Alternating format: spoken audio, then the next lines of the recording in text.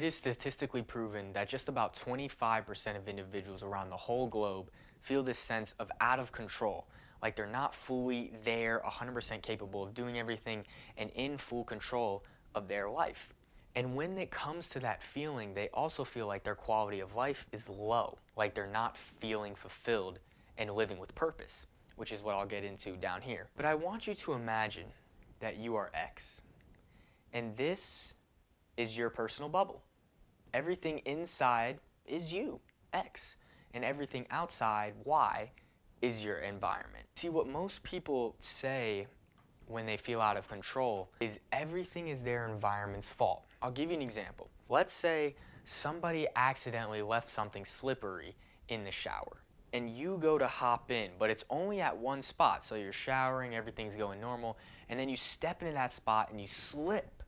What most people do is go immediately to why and blaming the external environment, saying, oh, it was because this person left too much shampoo in the shower before, or they put too much wax, or they put too much cleaner, or there's something wrong with our shower, and there's always constantly an external thing that they're reaching for and blaming. Whereas they could have said, well, it was my fault. I stepped in that spot. I could have chose not to put my foot there, but I chose to put my foot there. I could have chose to dip my foot into the shower before I got in to see if it was slippery from anything beforehand, but I chose to just hop right in. You made the same choices as well, but most people go to their why and start blaming the external environment, which then puts you out of control.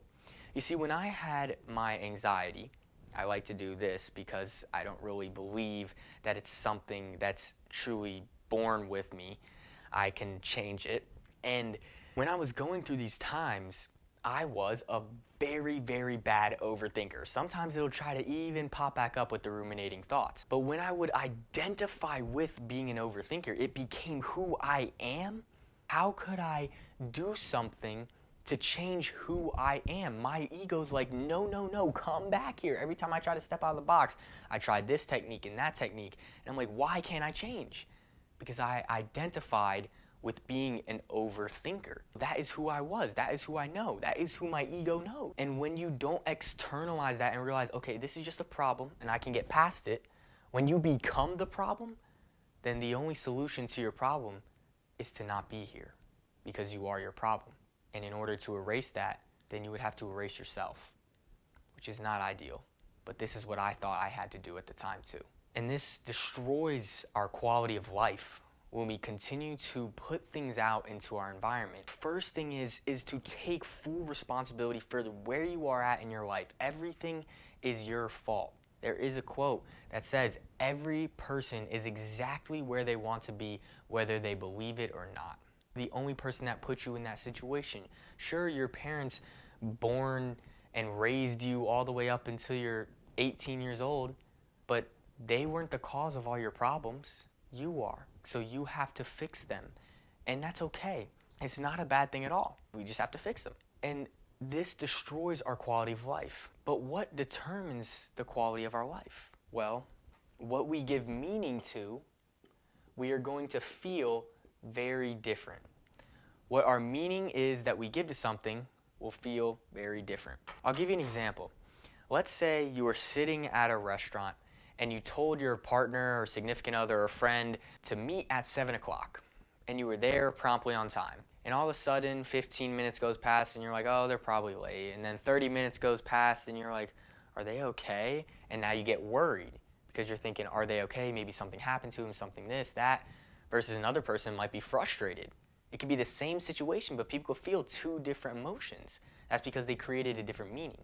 So someone else could say, oh, they canceled, they do this all the time, and I don't know why I even chose to be here and all this stuff, and they get the frustrating thoughts. Whereas the other person's thinking, oh my gosh, did they get in a car accident? It's different meaning creates different emotion, and different emotion creates the quality of our life. So the meaning we give to things, if we're always constantly giving bad meanings to things and we're always going to feel negative responses, negative emotions, then how is our quality of life going to be good? It's not.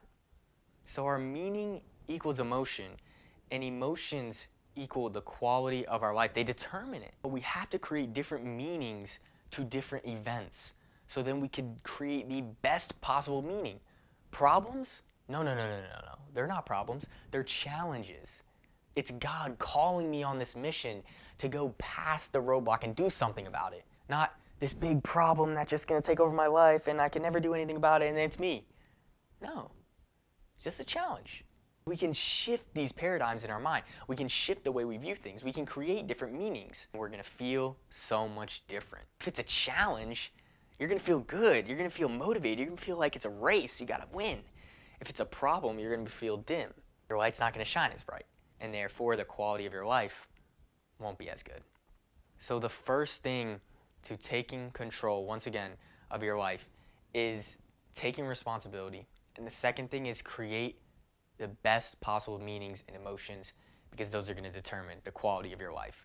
And when the quality of your life is great, you already know you're in control. It can be changed at any given moment. Only you are the deciding factor. So take control.